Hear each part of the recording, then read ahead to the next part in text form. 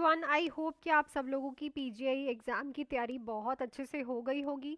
सो अभी मैं आप लोगों को यही कहूँगी कि आप सिर्फ जो पॉइंटर्स आपके पास होंगे उनको रिवाइज़ करो। जो बच्चे मेरे पास पढ़ रहे हैं उनको पॉइंटर्स मिले हैं वो रिवाइज़ करो, या फिर जो आपने जहाँ से भी तैयारी की है वहाँ से जो आपको पॉइंटर्स मिले हैं लास्ट मिनट उनकी ज़रूर रिविज़न करो।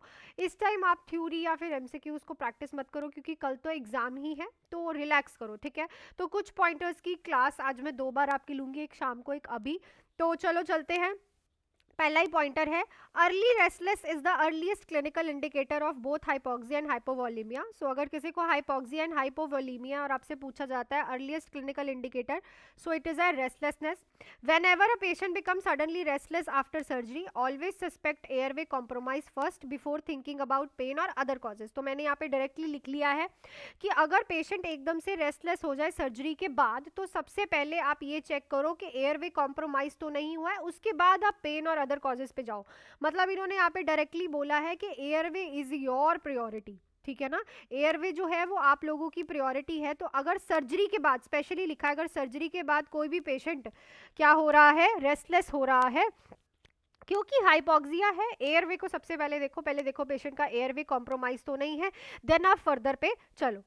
नेक्स्ट है, इन एनी शॉक कंडीशन, किसी भी शॉक की कंडीशन में tachycardia is almost always the earliest measurable sign because the body compensate by the increasing heart rate long before blood pressure being fall to significantly. ये मैंने आपको बहुत बार भी बताया है कि किसी भी तरह के शॉक में अगर अर्ली साइन पूछा जाए तो it is always a tachycardia, ठीक है।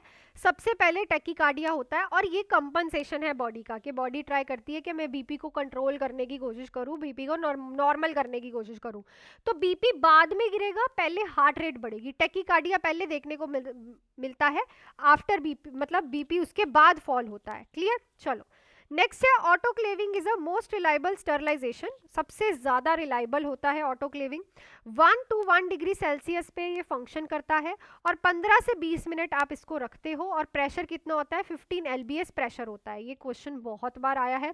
It is preferred over dry heat because steam penetration faster and kill spores effectively.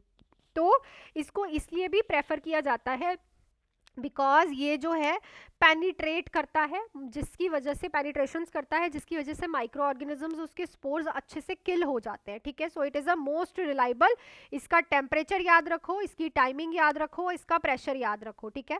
चलो नेक्स्ट है, for infants and small childrens the safest and most recommended IM injection site is vastus lateralis. तो अगर small children's की बात करें और infants की बात करें तो IM इंजेक्शन की साइट है वास्टस लेटरालिस, बिकॉज ग्लूटियल मसल जो होती है वो प्रॉपरली बनी नहीं होती है। ऐसा भी क्वेश्चन आ सकता है कि ग्लूटियल मसल पे क्यों नहीं लगाते हो, because it is not fully develop और यहाँ पे शैटिक नर्व डैमेज होने का खतरा होता है। तो अगर आपको पूछे IM इंजेक्शन की साइट वास्टस लेटरालिस है और ग्लूटियल पे क्यों नहीं लगाते हैं, क्योंकि वो फुली डेवलप नहीं है। नेक्स्ट है, first priority in burn patient is always airway, ठीक है। बर्न पेशेंट की ऑलवेज फर्स्ट प्रायोरिटी एयरवे होती है। Maintenance, since inhalation injury leads to oedema and obstruction rapidly.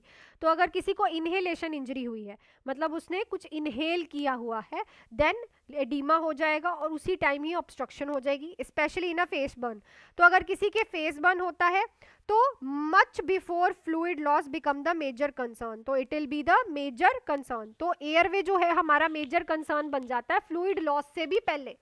अगर किसी का बर्न फेस वाले एरिया पे हुआ है तो फ्लूइड हमारा बाद में आएगा, एयरवे हमारा पहले आएगा, क्योंकि जैसे ही बर्न होगा अडीमा हो जाएगा, एयरवे ब्लॉक हो जाएगा। सो एयरवे हमारी प्रायोरिटी बन जाएगी, फ्लूइड हमारा लॉस बाद में आएगा, ठीक है। चलो नेक्स्ट पे चलते हैं। Potassium imbalance both hypo and hyperkalaemia most critically affect cardiac conduction. ये मैं पहले भी बता चुकी हूँ। पोटाशियम का इम्बैलेंस हमेशा कार्डियक कंडक्शन पे जो है फर्क डालता है। ECG चेंजेस क्या आते हैं दोनों की याद कर लो। पीक्ड T वेव हमें हाइपरकैलेमिया में देखने को मिलती है और U वेव हमें हाइपोकैलेमिया में देखने को मिलती है।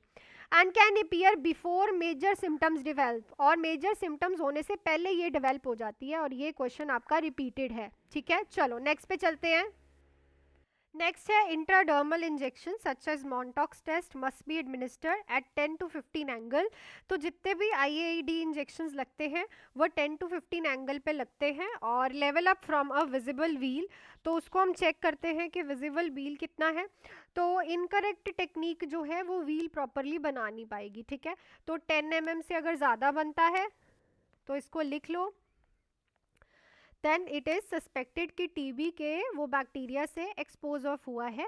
दूसरा, मॉन्टॉक्स टेस्ट कभी भी टीबी को कंफर्म नहीं करता, ये एक्सपोजर ऑफ बैक्टीरिया को कंफर्म करता है कि पेशेंट जो है एक्सपोज ऑफ हुआ है बैक्टीरिया के साथ। कंफर्म जो करेगा हमेशा वो स्पूटम कल्चर ही कंफर्म करेगा, ठीक है। चलो नेक्स्ट है the Apgar score is assessed at 1 and 5 minute. 1 minute पे और 5 मिनट पे असेस होता है। Focusing on heart rate, respiratory effort, muscle tone, reflex, irritability and colours. Then अगर स्कोर 7 से बिलो है तो इमीडिएट न्यूनेटल रिसस्टिकेशन के स्टेप्स हमें करने हैं। ये चीज़ याद रखो, अगर 7 से बिलो आता है तो आपको इमीडिएटली न्यूनेटल रिसस्टिकेशन करनी है।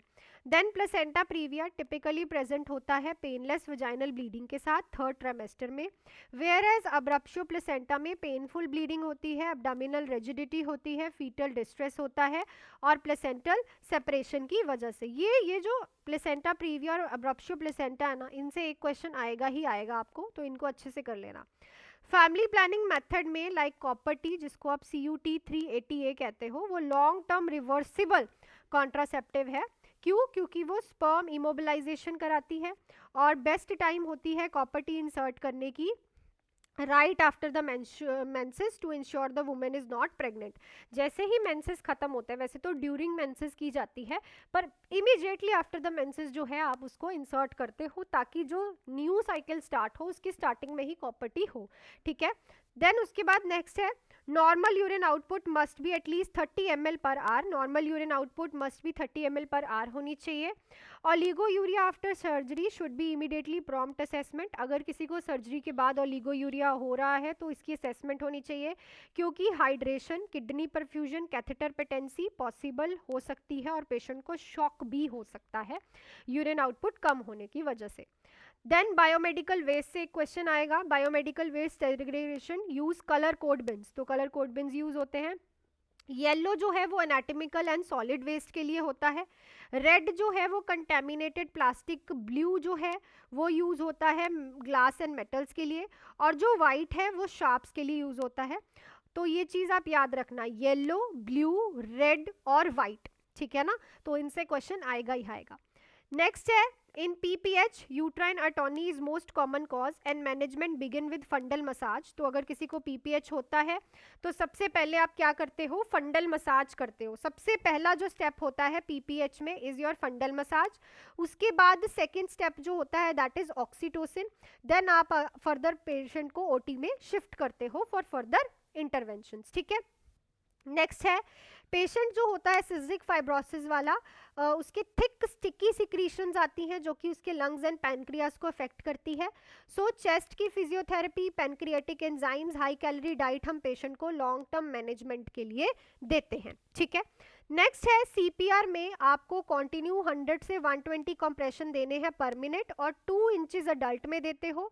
फुल चेस्ट रिकॉइल होने के बाद ही आप दूसरी बार CPR स्टार्ट करते हो।